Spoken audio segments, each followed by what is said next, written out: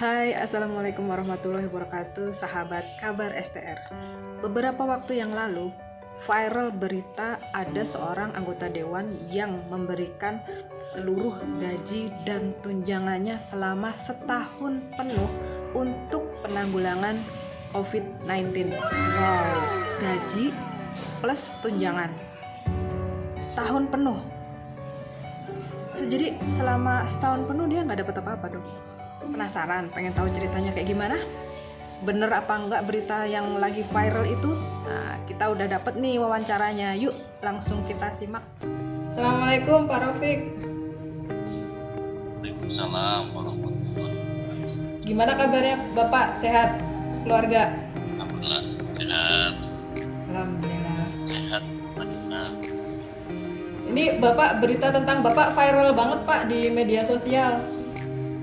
Di Twitter, di FB, di Instagram, hampir semua membicarakan tentang kebijakan Bapak nih. Tapi sebelum kita ke situ, saya pengen sedikit perkenalan dulu, Bapak Rafiq.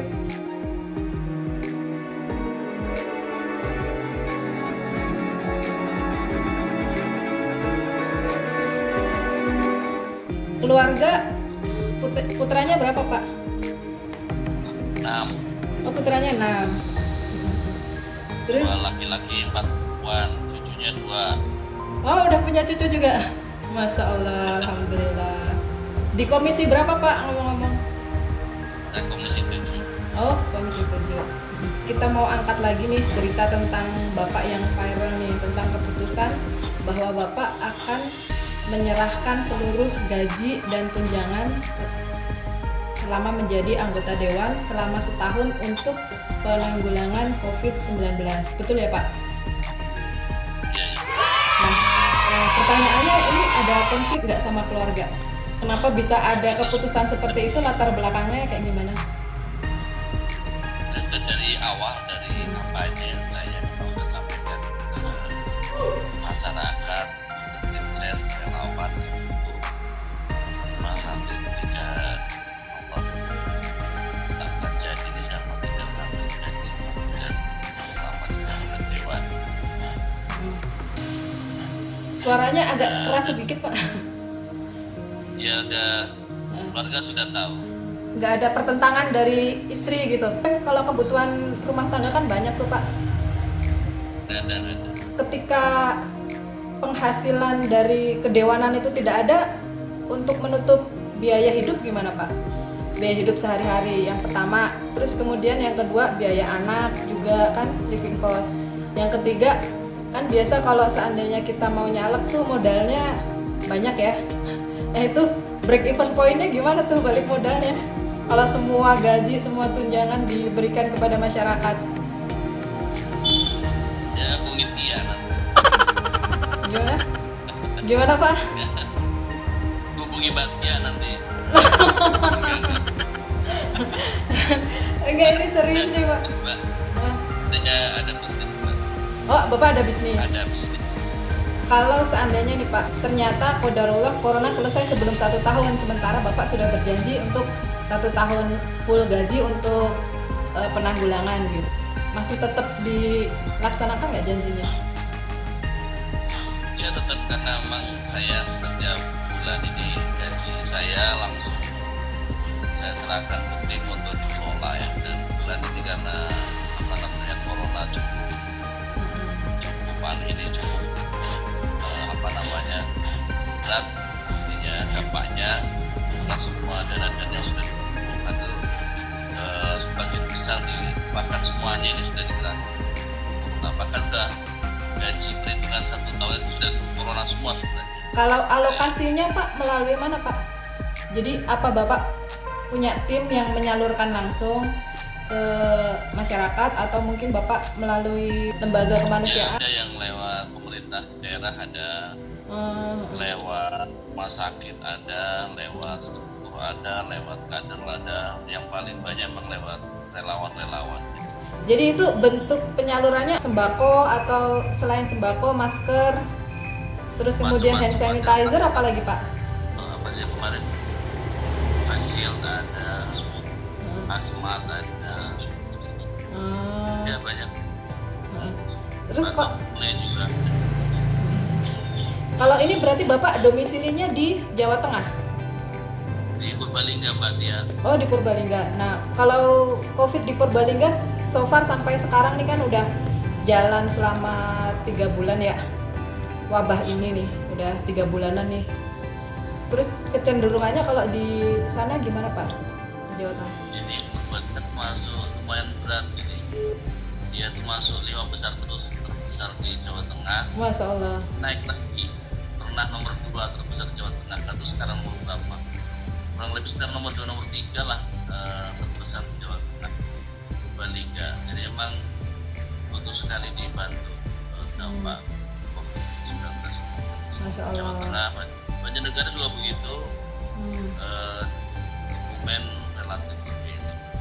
Dengan keputusan Bapak nih yang kalau bisa dibilang tuh fenomenal gitu ya, karena kok berani-beraninya gitu gaji setahun full, tunjangan setahun full gitu kita Iya. dialokasikan bukan untuk kita gitu. Nah, ada nggak sih teman-teman dewan yang terus kemudian mengikuti atau mungkin malah nyinyir gitu, ah dia mah cuman cari muka doang nih sama masyarakat gitu kan? Di PKS PRRI itu tuh hampir semuanya menyerahkan Oh, tunjangannya dari 50 anggota DPR di PKS itu semuanya menyerahkan. Memang ada yang paruhnya, ada yang seperempatnya, ada yang macam-macam lah, tergantung ya. Tapi semuanya menyerahkan. dari fraksi lain Pak? Rata-rata teman-teman sebenarnya ngikutin, tapi tidak semuanya ya. Mereka rata-rata pengen donasi. Lihat seperti ini donasi. Oke. Ya, Indonesia sebenarnya negara Indonesia ini secara umum orangnya sangat peduli ya, dia empati dan sini. Empatinya Ya, ini tinggi. watak nilai leluhur yang ada di negeri ini kayak gitu sebenarnya. Memang kadang-kadang ada yang nilai leluhur ini yang sudah sangat bagus ini sering dinyinyirin, tapi itu nggak banyak. Kalau di kantor DPR ini rata-rata lah yang saya lihat itu tidak masalah. Kalau PKS memang memberikan Alhamdulillah. inspirasi mulai dengan gerakan ini. Ya memang kalau di daerah kita belum bisa lihat gerakan-gerakan ini ditiru secara serupa oleh partai lainnya. Kalau di PKS dari pusat, provinsi, daerah semua bergerak. Pak, boleh tahu nggak bisnisnya bisnis apa Pak? Sampai bisnisnya lebih besar daripada penghasilan anggota dewan ya? Apa ya? Ya ada beberapa lah. Oh gitu. Baik. Ada kirimin aja deh, WA aja. Baik Pak. Ada manufacturer ada. Pesan-pesan Bapak untuk rakyat Indonesia secara umum terkait wabah corona ini Pak. PSBB diperpanjang dan grafiknya memang kan kalau di Indonesia kan naik ya. Ya, secara umum memang semestinya masyarakat ini terkait dengan wabah ini jadilah manusia yang tidak hanya peduli dengan diri sendiri, tapi juga peduli dengan banyak orang.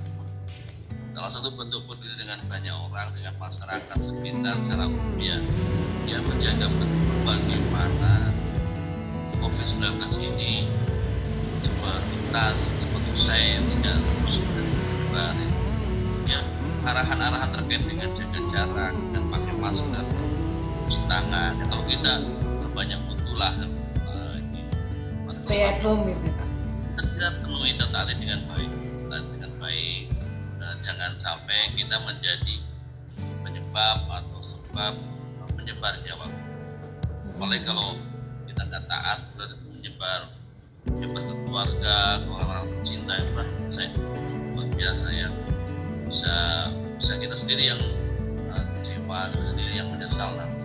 Ini penting dan sampai itu semakin sulit, trennya semakin menurun. Bahkan kalau penderita atau yang mendapatkan musibah wabah ini tidak lagi menyebarkan ke yang lain. Koefisiennya 0 atau di bawah 1 tidak bisa menyebar lagi. Itu yang nanti insya Allah kita harapkan dengan kerjasama seperti ini, rakyat seperti ini, wabah ini cepat tuntas, cepat usai. Amin. Tidak jadi kendala kita untuk melakukan banyak aktivitas. Kalau untuk yang ekonominya middle up mungkin bisa stay at home ya. Kalau untuk yang ekonominya di bawah, sarannya gimana Pak? Pemerintah dan untuk cover kebutuhan dia secara umum. Itu tugas pemerintah seperti dengan dicantum di Undang-Undang Karantina Kesehatan. Yang kedua, kalaulah kondisinya memang memungkinkan seperti itu, ya masyarakat perhatian, ya. Pusat tetangga perhatian, RT perhatian. Kalau di Purbalingga secara umum itu sudah mulai ada lah, walaupun memang tidak bisa tercover dengan baik. Contohnya ada yang isolasi, ada yang ada masalah dengan COVID ini, RT ikut perhatian, ikut cover kebutuhan dan sebagainya. Para ahlinya, para pengusaha juga ini saatnya memberikan dharma bakti terbaiknya untuk masyarakat, bangsa. Yang mereka hari ini selama ini mereka yang jadi konsumen, jadi customer, dan sekarang saatnya kita berbagi dengan mereka. Terus yang berikutnya memang harus ada tindakan kreativitas ya, mungkin banyak konsultasi, banyak baca buku, banyak ikut training online. Itu gimana caranya dari home ini bisa produktif, bisa usaha, bisa berkarya. Ini yang memang harus, dan sekarang sepertinya sudah mulai banyak ya. Sudah mulai banyak orang jadi kreatif.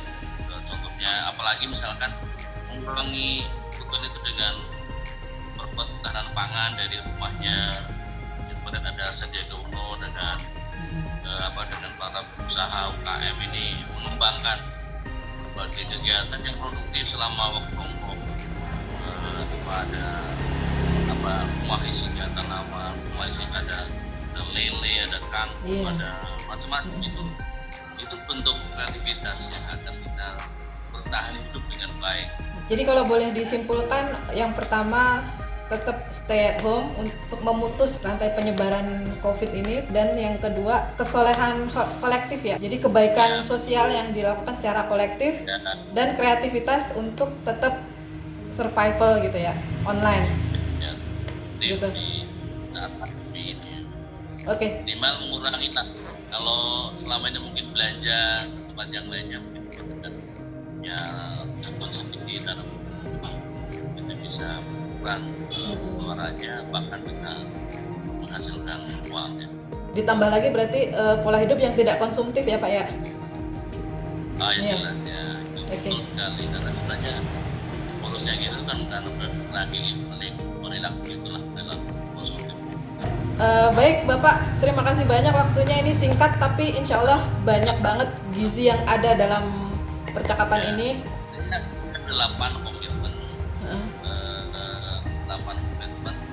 sejak kampanye, nanti saya kirim ya 8 komitmen, dan satu persatu dapatnya saya sampaikan hari ini. Saya sampaikan di sosial media, bahkan di mana media cetak, khususnya untuk oleh masyarakat, masuk gaji dan tunjangan adalah sebenarnya utama. Karena rata-rata gaji doang Pak. Ini gaji plus tunjangan itu banyak banget.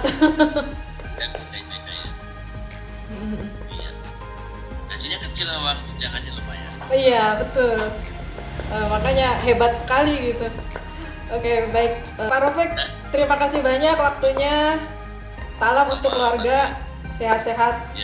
Mudah-mudahan insya Allah segera angkat deh wabah dari negeri ini. Terima kasih Pak Rafiq ya. Assalamualaikum. Salam.